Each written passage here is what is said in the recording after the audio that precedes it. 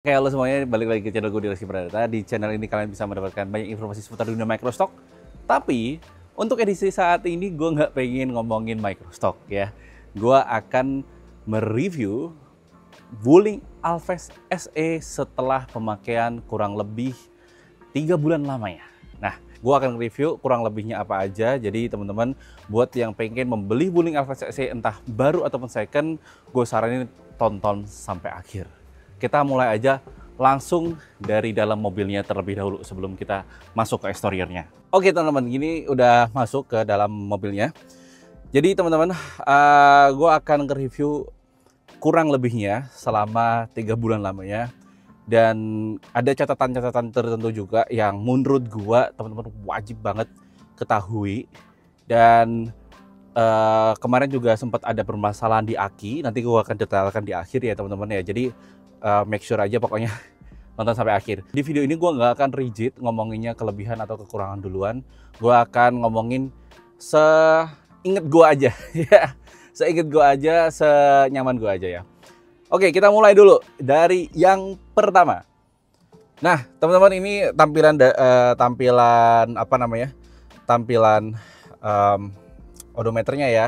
Nah, gue yang pertama kali notice itu, oh iya sebelum itu gue belum pasang head unit ya. Ini masih kosong kan head unitnya. Biasanya begitu beli Wuling Alves SE kebanyakan langsung dipasang head unit di sebelah sini ataupun di sebelah sini. Cuman karena konteksnya untuk nge-review dulu, gue belum pasang ya. Gue belum pasang karena ya biar review 3 bulannya ini rigid. Enggak sih, gue belum punya budget aja untuk pasang head unit di sebelah sini. Jadi ini masih pure, masih Wuling Alves SE, belum banyak modifan atau belum banyak tambah-tambahan. Termasuk sensor belakang juga gue belum tambahin. Tapi dari antara semua itu teman-teman, ini kan teman-teman bisa lihat ya sebelah sini ya. Nah sebelah sini tuh kan ada banyak modenya. Dari AC, ini kecepatan fan, kalau kita kencengin, ini kencang banget dan enak banget kalau apa namanya, kalau pas lagi panas cuacanya. Nah terus ini mode-modenya banyak banget, sampai ini dingin atau ini panas, itu bisa dicek sebelah sini. Nah yang bikin gua jujur masih mempertanyakan adalah di bagian AC ini gua nggak tahu nih dia bisa naiknya ini naik mentok atau naik muter lagi. Muter lagi itu dalam artian 1, 2, 3, 4, 5 katakanlah ya tipe dinginnya. Nah setelah kita klik 5, dia apakah akan balik ke 1 lagi? Nah gua nggak tahu karena nggak ada head unitnya kan. Jadi ini masih jadi misteri. Mungkin tapi teman-teman kalau yang udah pasang head unit ataupun punya Alves tipe lebih tinggi dari ini, boleh dong dikasih informasi ini apakah akan muter atau akan mentok ya. Terus yang bikin gue agak-agak nyaman sebenarnya, ini kan walaupun desainnya gue sangat suka banget nih, ini minimalis banget ya. Oh enak banget nih. Cuman di bagian hazard ini gue agak kesulitan. Jadi kadang misal gue nyetir ya seperti ini, ntar gue lebarin dulu. Nah gue nyetir seperti ini, terus tiba-tiba gue perlu kan, namanya juga hazard kan, kita perlu untuk ngeklik ya langsung ya. Kadang tuh sering kepencet ke AC Max di sebelah sini atau ketemu di sini nih. Jadi nggak kena di sini, nggak kena di hazardnya. Jadi kadang gue ketika lagi nyetir katakanlah gini ya, terus tiba-tiba ada sesuatu hal yang mendadak nih, gue langsung gini, ini harus gue lihat dulu gitu. Nah ini gue agak kurang suka sebenarnya untuk meletakkan lampu hazardnya di tengah-tengah sini ya. Ya walaupun sebenarnya fungsinya enak-enak aja, cuman kalau masih awal-awal ataupun dalam konteks-konteks darurat tertentu ya sering kepleset ke kanan apa ke kiri gitu. Oke, ini yang gua nggak begitu suka hazard di sebelah sini. Terus kemarin gue mau klarifikasi juga, kemarin kan ada gue pasang Bluetooth ya di USB sini ya teman-teman ya. Nah di USB sini sebenarnya ternyata udah ada Bluetoothnya di sebelah sini. Nanti teman-teman silahkan di pairing aja sama Bluetooth Wuling Alves 10 berapa gitu. Jadi udah ada Bluetoothnya di dalam mobilnya. Gue kemarin miss komunikasi di sebelah situ. Oke, selanjutnya untuk terkait transmisi, gue sangat suka banget transmisinya ya. Ini nggak yang terlalu berat juga enggak, ringan banget juga enggak. Karena kadang ringan banget tuh buat gue agak gimana gitu. Jadi ini pas banget, enak-enak aja kalau kita mau apa namanya, mau ganti gear gitu, enak-enak aja, nggak ada yang nyangkut apa-apa. Termasuk kalau tarik mundurnya R-nya kan kita belakangin kayak gini ya teman-teman ya. Nah Ini baru kita mundur. Kalau di tol pakai gear 6 tuh enak banget. Terus ini handremnya juga enak banget desainnya di sebelah sini. Gue paling suka ada armrestnya di sebelah sini. Jadi kayak bisa kayak gini. Wih, bisa gini kan. Ini enak nih buat kayak gini ya nih. Oke. Terus yang gue agak notice ya teman-teman, ini AC-nya. AC-nya itu kalau diatasin banget kayak gini, ini tuh kadang sering nabrak sebelah sini nih. Jadi nggak semuanya full keluar gitu, ada yang agak nyangkut di sebelah sini. Jadi kurang enaknya di sebelah situ aja. Terus kadang ngaturnya kalau kita mau, kalau ini terlalu ke kanan ini kan udah nutup ya. Jadi harus benar-benar presisi untuk ngatur AC-nya. Nah itu yang jadi catatan juga teman-teman gitu. Terus ini karena spionnya udah tahu ya, spionnya manual buka tutupnya, jadi nggak ada yang pakai mesin. Tapi ya buat gue sih itu it's not a big deal lah, nggak ada masalah. Nah terus apa lagi ya? Kalau teman-teman masih awal banget ya mungkin sering kepencet-pencet ini. Kalau kalian lagi nyetir tiba-tiba kepencet itu juga sering rasanya gitu. Terus teman-teman bisa lihat di sebelah sini juga ini aman-aman aja, nggak ada yang gimana-gimana, semuanya enak. Terus ada satu hal yang menurut gue agak mengganjal, itu di bagian sebelah sini. Gue keluar dulu bentar. Semoga suaranya nggak berisik ya, karena lagi ada tukang. Oke, ini gue lagi cuci. Nah, ini kan ada apa namanya? Ada footrestnya ya di sebelah sini ya. Nah ini terus sebelah kanannya ada kopling.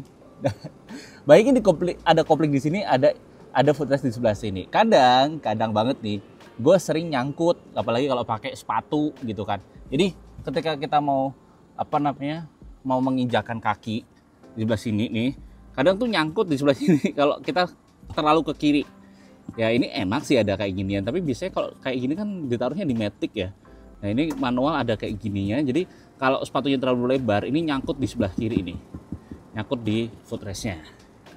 Oke, itu aja. Joknya sih overall enak-enak aja, nggak ada masalah. Gue tambahin ini biar enak, karena oh iya ini kenapa gue tambahin di sebelah sini, karena ini kan bentuknya aslinya cekung kayak gini ya.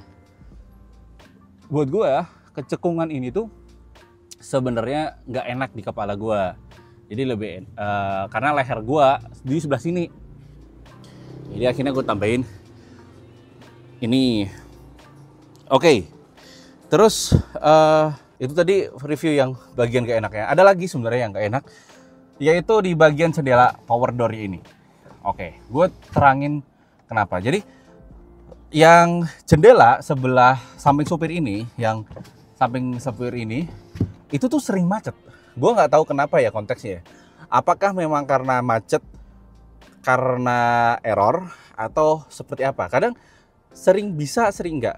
Gue pernah waktu itu gue OTW ke Bobo Kabin Dieng kalau nggak salah. Terus gue mau bayar tol pas di exit tol, tapi jendelanya nggak mau turun, beneran nggak mau turun gitu loh. Kayak dia nyangkut aja di jendela yang lain tuh aman-aman aja, cuman jendela ini doang yang nggak mau turun. Akhirnya gue mau nggak mau harus buka pintu, terus akhirnya gue tap apa namanya imaninya, ya udah baru bisa gitu. Tapi anehnya lagi dia balik lagi teman-teman. Dia balik normal lagi gitu. Gue udah waktu di servis kan ada 3 kali servis ya. Kalau yang teman-teman beli Wuling Alphas SE baru dari dealer itu ada servis ke 1000, 3000 sama 5000.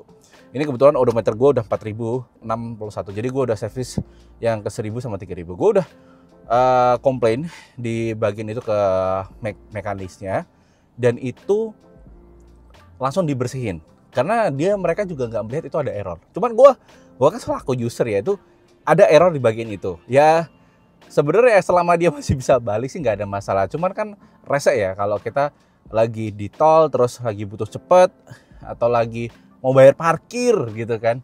Nah itu kalau error kan kita mau nggak mau harus buka pintu ya gitu. Dan ya gitu, itu permasalahan yang menurut gue perlu, apakah gue yang apes aja atau memang sering ada error di bagian itu. Oke, itu aja. Terus di bagian belakang, di bagian jok bagian belakang, gue mau tunjukin dulu. Oke, gue ke belakang teman-teman. Sip. Sebenarnya kalau di bagian jok di bagian belakang ini enak banget buat gua tingginya 175-76 dan ini masih ada jarak banyak banget. Terus kaki gua sampai ke dalam tuh bisa, terus ada AC di sebelah sini. Jadi penumpang di jok belakang nggak bakal kepanasan kalau pas memang cuaca lagi panas. Apalagi kalau habis dijemur terus kita nyalain mobilnya, kadang kan AC dari depan ke belakang itu kan agak lama. Jadi ini AC di bagian belakang ini sangat menolong banget. Tapi ada kurangnya yaitu di bagian jok sebelah sini. Jadi kancingan jok di sebelah kiri atau kanan itu bunyi. Beneran annoying sih sebenarnya. Jadi bunyi jadi kayak gesekan antara besi sama besi. Karena kan memang sistem locknya itu kan besi sama besi ya. Jadi dia tuh kalau belok ke kiri atau ke kanan, mungkin kegeser kanan atau kegeser kiri gitu ya, joknya terus bunyi. Itu annoying banget waktu awal gue beli, kayak itu bunyi apa ya? Setelah gue cek tuh ternyata kancingan joknya. Jadi antar kancingan joknya itu bunyi gitu. Gue komplain waktu saya servis, terus kemudian dia kasih kalau nggak salah solatip atau karet atau apa gitu biar nggak bunyi, dan alhamdulillahnya udah solve, udah nggak bunyi lagi. Jadi gue cukup nyaman, akhirnya udah nggak ada bunyi ngik lagi di jok bagian belakang. Jadi waktu masih bunyi itu gue sering banget, sebenarnya gue udah kasih solasi dan sebagainya tapi masih tetap bunyi. Jadi ya nggak banyak ngaruh lah, cuman caranya gue untuk mengakali itu adalah dengan cara menutup joknya. Jadi joknya nggak gue pasang kalau nggak ada penumpang di belakang, joknya gue tutupin ke bawah. Jadi itu yang jadi permasalahan nomor 2. Selebihnya di bagian belakang nggak ada masalah yang berarti. Kemarin gue udah bawa ke Surabaya atau Malang, itu aman-aman aja. Nah, yang paling gue suka dari Boeing Alphard SE ini sebenarnya adalah karena ini kan 5 seater ya, cuman depan sama belakang, terus ada lagi di bagasi belakang ini. Bagasi belakangnya itu cukup luas, cukup enak. Gue juga sangat nyaman banget. Kemarin kita ke Malang itu kan gue produksi video UMKM gitu. Kita bawa satu set lighting yang lengkap, dari softboxnya, dari lightingnya, dan itu berempat, dan semua peralatan kamera semuanya masuk ke dalam sini, dan itu masih muat dan bener-bener kayak anjir, gue nggak salah pilih karena softbox 2 loh masuk dan itu aman-aman aja. Jadi gue sangat suka banget dengan bagasi yang di sebelah sini. Ini cukup luas ya teman-teman ya, bisa dilihat cukup luas. Jadi sangat enak sekali buat bawa atau naruh barang bawaan di belakang. Gue tadi udah ngasih tahu ya teman-teman ya, bahwa gue nggak begitu suka di bagian hazardnya. Terus gue agak terganggu sedikit dengan footrestnya. Terus ada permasalahan di power window-nya ya, naik turunnya terutama di sopir. Terus bagian jok ini bunyi, itu juga gue kurang suka. Ada lagi sebenarnya yang gue agak shock, gue kurang tahu di awal, tapi ya sebenarnya it's not a big deal dan itu masih bisa dibenerin sama bengkel variasi. Ini dia. Nah ini kalau tipe varian SE itu hanya lampunya nyala, lampu yang sebelah kanan aja. Yang di sebelah kiri, sebelah sini itu nggak nyala sama sekali putihnya. Jadi kalau mundur yang nyala cuma sebelah kanan.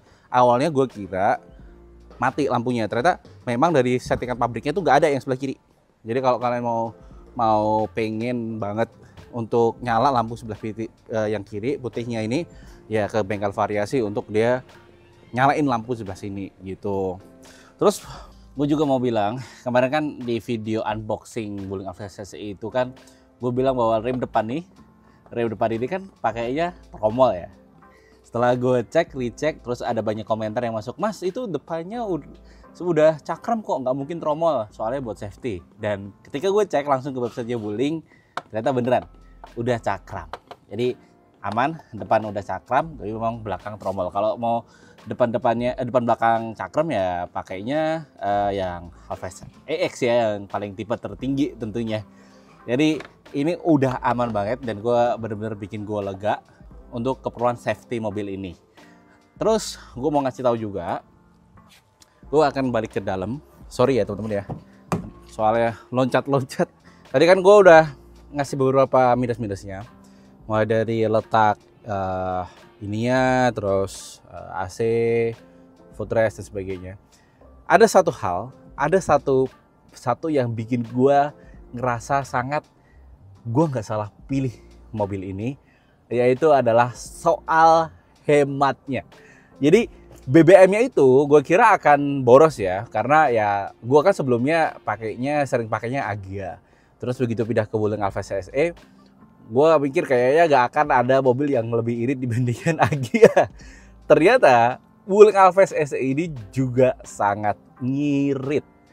Gue kemarin, jadi gue udah coba jarak jauh 2 kali. Yang pertama, ketika awal-awal gue sempat bawa mobil ini jadi muterin dulu ke Klaten, terus masuk ke lewat tol Klaten, terus kita OTW, terus pakai sampai ke Semarang kita keluar di tol Waleri, terus naik ke Batang, kita lewat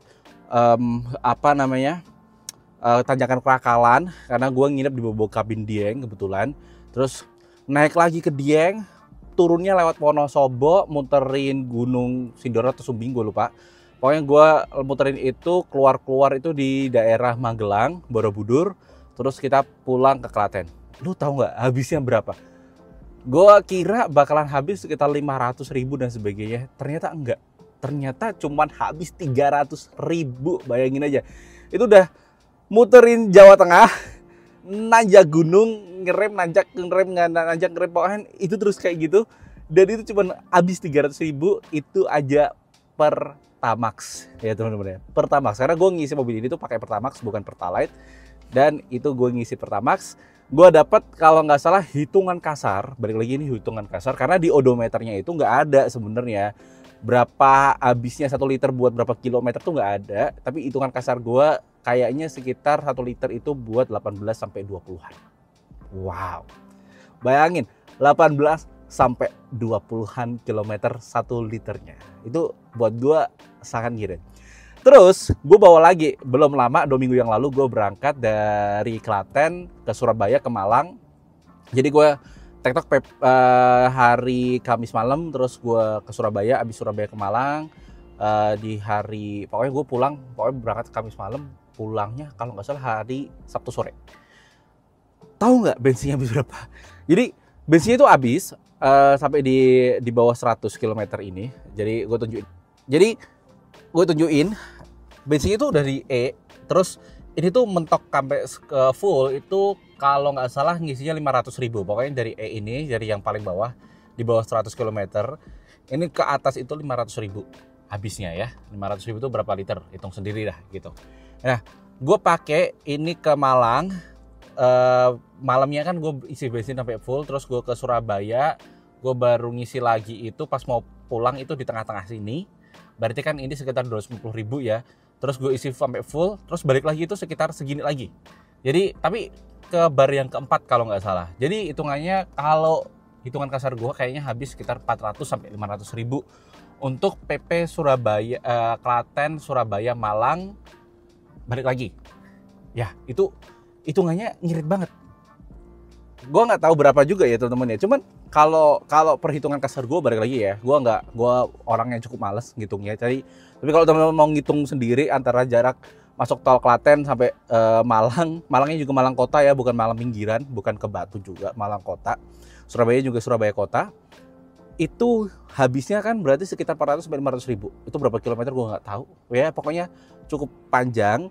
Dan kalau gue hitung-hitung, kayaknya habisnya sekitar 1 liter itu bisa habis sekitar 20-an kilometer. Wow, 20-an kilometer loh teman-teman ya. Itu ngirit banget, karena gue pernah juga pakai Agya itu ke Bromo, tapi ya konteksnya ke Bromo terus ke Malang, habis itu pulang. Itu kalau nggak salah habisnya sekitar 400.000, dan ini nggak ke Bromo, tapi habisnya sekitar 400-500.000 juga. Wow, ngirit, gila. Itulah yang membuat gue merasa gue nggak salah pilih untuk ambil Wuling Alphard XE ini, karena beneran ngiritnya minta ampun. Gue seneng banget sih gara-gara ya ngirit gitu. Jadi gue nggak khawatir kalau pakai mobil ini terus katakanlah ya ke kota jarak jauh dan sebagainya. Gue nggak begitu khawatir dengan urusan ngiritnya Wuling Alphard SE. Memang mungkin karena manual jadi jatuhnya lebih ngirit dibandingkan teman-teman yang menggunakan Wuling yang tipenya Alphard yang Matic. Tapi gue senang banget. Plus kemarin kan gue udah, kalian bisa lihat di vlognya nanjak Krakalan pakai Wuling Alphard SE itu, tenaganya juga mantep banget.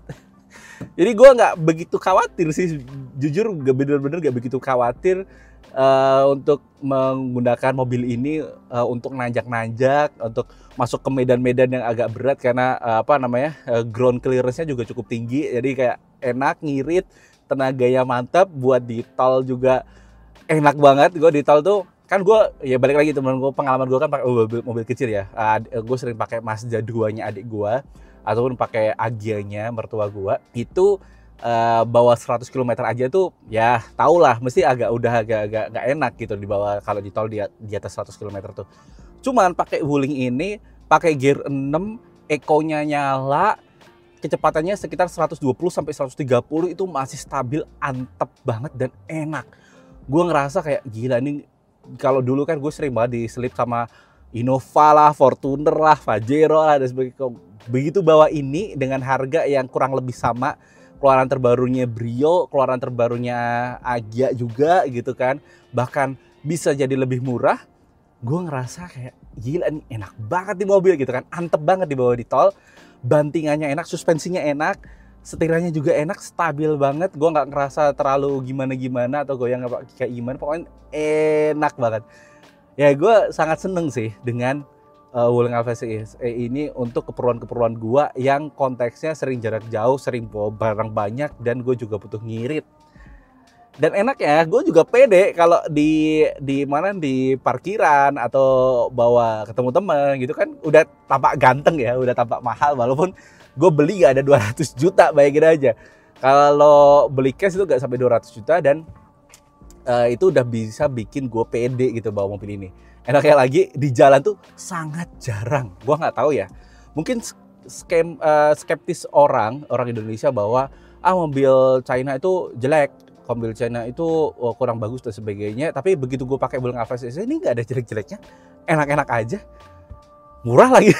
Kualitasnya gue kan gue pernah bawa HR-V selama 1 bulan, 2 bulan total, itu sama-sama enaknya juga dengan Alphard SE ini. Jadi ya gue rasa stigma orang bahwa mobil Cina itu gak enak kayaknya itu udah mulai bisa dipatahkan sih, teman-teman, menurut gue ya gitu. Cuman ada satu kejadian yang bikin gue shock. Ini belum lama, baru kemarin hari, gue lupa hari apa ya, hari Minggu. Ini gue bikin di hari Selasa. Hari Minggu kemarin itu tiba-tiba akinya mati.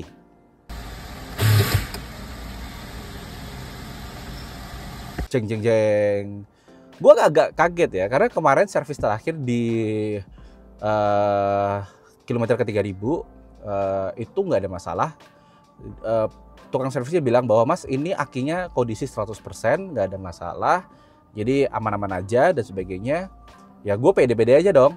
Terus tiba-tiba minggu sore jam 4 pas gue mau pulang dari rumah saudara gue, akinya mati dong, nggak bisa dinyalain. Gue udah coba untuk yang namanya jumper dan sebagainya, mungkin akinya yang buat jumper juga nggak begitu besar, akhirnya nggak nyala-nyala, teman-teman. Bener-bener kayak gue, wah, masa mobil baru belum ada 5.000 km akinya udah bermasalah. Ya kan agak gimana ya, jujur gitu. Cuman begitu gue langsung pada saat itu pilihannya adalah cari tukang aki atau kontak sales Wuling. Nah, kontak servisnya Wuling lah gitu. Tapi masalahnya gue ada di Solo, gue beli ini itu ada di Jogja. Gue kontak lah ke sales Wuling gue, Mbak Reta namanya. Pokoknya Mbak Reta tuh bisa diandelin banget kalau soal ini.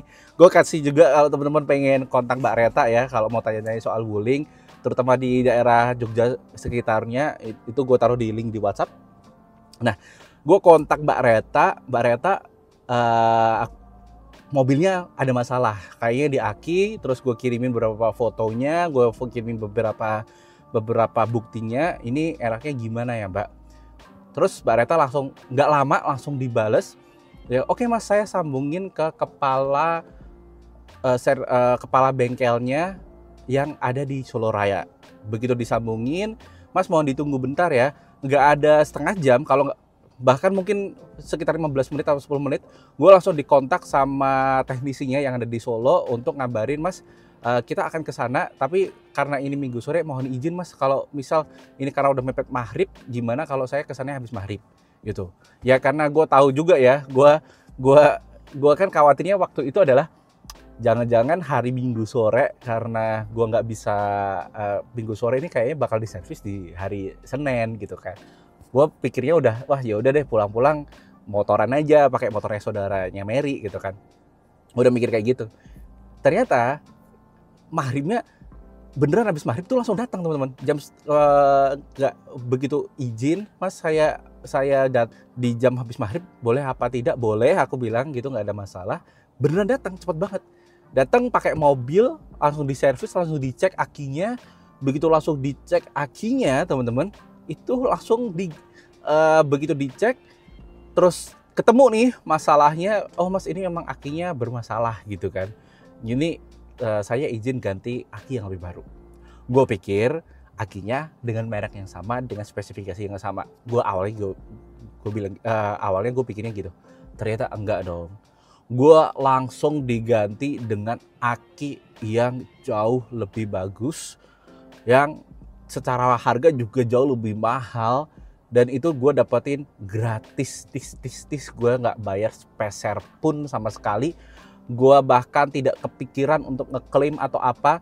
Gue cuma pada saat itu gue berpikirnya gini, Mas ini akinya trouble, bisa nggak dinyalain kembali, udah itu doang. Gue mikirnya cuma itu. Tapi sama wulinya di hari Minggu malam itu langsung diganti sama teknisinya. Gila. Gue kaget dong, bener-bener kayak pulang-pulang tuh gue senyumnya minta ampun, gue senyum sumringah gitu, kayak gue nggak salah nih pilih mobil gitu, kayak wah gila, servisnya Wuling bagus banget ya. Gue percaya sih sebenarnya setiap merek mobil ya, entah Toyota, Honda dan sebagainya, itu pasti punya servis yang bagus banget. Gue jamin itu. Cuman skeptis orang terhadap brand China yang kurang bagus pelayanan dan sebagainya itu benar-benar udah terpatahkan sih menurut gue gitu. Karena layanan mereka juga bagus banget, garcep banget. Gue bahkan langsung garansinya gue nggak berniat untuk ngeklaim garansi atau apapun itu. Gue cuma berniat, Mas ini mobilnya bener aja. Malah diganti gitu kan sama mereka, dan ya gue happy banget sih waktu itu, bener-bener happy banget. Dan bener-bener gue kayak ngerasa ya gue nggak salah pilih merek ini gitu kan. Jadi value for money-nya gue dapet. Terus juga banyak hal yang gue sangat jatuh cinta banget dengan mobil ini gitu. Ya walaupun masih banyak banget ruang-ruangan yang bisa kita improve, kita tingkatin. Misal contohnya ya kayak ada head unit, sensor belakang, terus sensor depan, dashcam dan sebagainya. Cuman overall secara fitur basic pun gue udah sangat suka banget gitu loh. Gue sangat seneng banget dengan ini mobil, value for money-nya bener-bener dapet. Oke gitu aja teman-teman, thank you udah menyimak dari awal sampai akhir. Gue minta maaf kalau misal ada yang masih kurang, tapi overall kayak gitu kelebihan dan kekurangan dari Wuling Alphard CC ini. Dan gue sangat, kalau gue pribadi dengan katakanlah teman-teman punya budget 200 juta, gue sangat merekomendasikan mobil ini sebagai salah satu opsi pembelian kalian.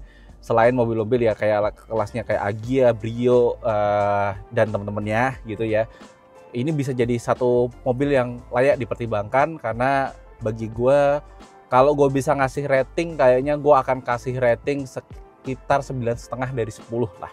Karena ya gue sangat-sangat puas banget, baik dari pelayanannya, dari kualitas mobilnya juga, dari kenyamanan gue ketika berkendara dengan mobil ini. Dan satu lagi yang bikin gue happy juga adalah dengan PD-nya bawa mobil ini itu juga enak. Ya gitu aja sih. Oke gitu ya teman-teman. Pokoknya kalau mau ada pertanyaan silahkan dituliskan di kolom komentar. Kalau teman-teman pengen tanya-tanya soal Wuling, harganya berapa, diskon spesialnya seperti apa, gue rekomendasi banget Mbak Reta untuk menjadi sales kepercayaan kalian. Gue taruh link di deskripsi juga kalau teman-teman pengen hubungi Mbak Reta, gue taruh link WhatsApp-nya di deskripsi. Jadi ya udah clear pokoknya ya. Enak aja. Mungkin kalau gue ada permasalahan atau update-update seputar Wuling Alpha SS ini, gue akan kasih tahu di YouTube juga, jadi pastikan untuk di subscribe. Oke, gitu aja teman-teman. Thank you udah menyimak di vlog kali ini. Semoga vlog kali ini bisa memberikan satu POV mengenai Wuling Alpha SE di 2024. Sampai jumpa di video selanjutnya.